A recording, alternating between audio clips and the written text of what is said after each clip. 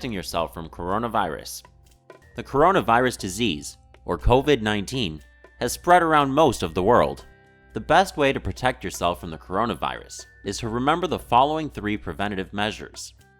First, wash your hands often. Use soap and water for at least 20 seconds, or hand sanitizer with at least 60% alcohol in it. Completely cover both of your hands when you wash them. Put enough hand sanitizer on your hands to cover them completely, and rub your hands together for at least 20 seconds until they feel dry.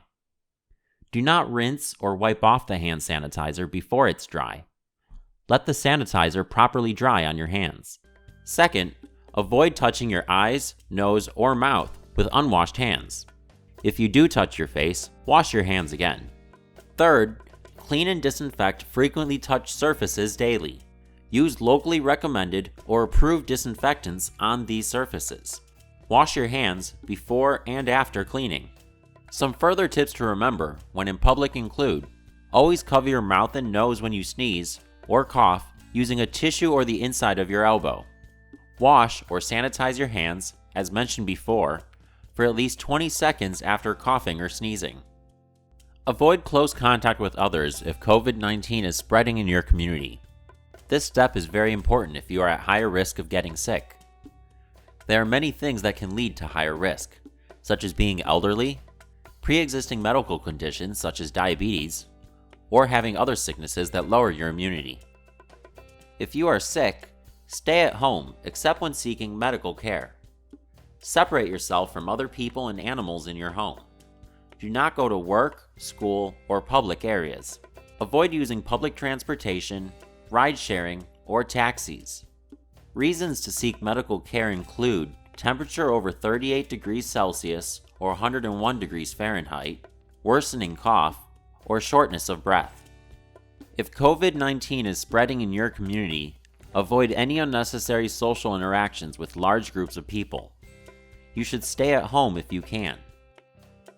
All communities need to work together to limit the spread of the coronavirus. Remember to wash your hands with soap and water or hand sanitizer.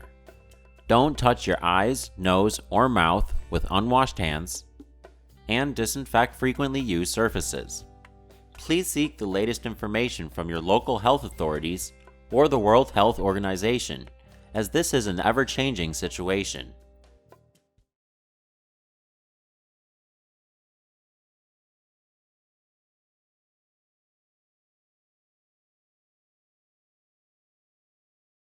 Who are you going to be?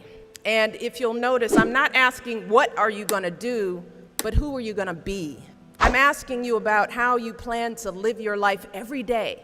How are you going to respond when you don't get that job you had your heart set on? For all of you who are going to be teachers, what are you going to do if the students in your class next year just don't respond to your lessons? For all of you going into business, how will you react when your boss gives you a goal that feels way too high? See, these are the moments that define us. Not the day you get the promotion, not the day you win Teacher of the Year, but the times that force you to claw and scratch and fight just to get through the day. The moments when you get knocked down and you're wondering whether it's even worth it to get back up. See, those are the times when you've got to ask yourself, who am I going to be?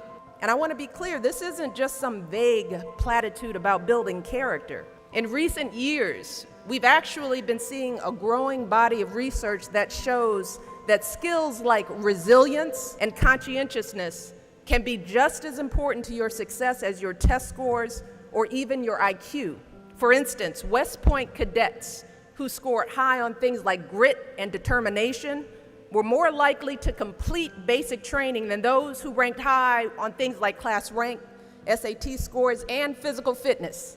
So what we're seeing is that if you're willing to dig deep, if you're willing to pick yourself up when you fall, if you're willing to work and work until your weaknesses become your strengths, then you'll develop a set of skills that you can mold and apply to any situation you encounter, any job you might have, any crisis you might confront. But you got to make that choice. And let me just share just a little secret before I end. As someone who has hired and managed hundreds of young people over the course of my career, Whether it was during my time as a lawyer, as an administrator, as a university, a nonprofit manager, even now as First Lady, I have never once asked someone I was interviewing to explain a test score or a grade in a class. Never. I have never once made a hire just because someone went to an Ivy League school instead of a state school. Never. What I have looked for is what kind of person you are. Are you a hard worker? Are you reliable? Are you open to other viewpoints? Have you stepped outside of your own self-interest to serve others? Have you found a way to serve our country, whether in uniform or in your community? Again and again, I have seen that those are the qualities that I want on my team, because those are the qualities that move our businesses and schools and our entire country forward. And just understand this. Those are the qualities that you all already embody.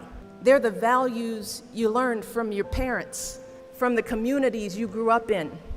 And today, more than ever before, that's what the world needs.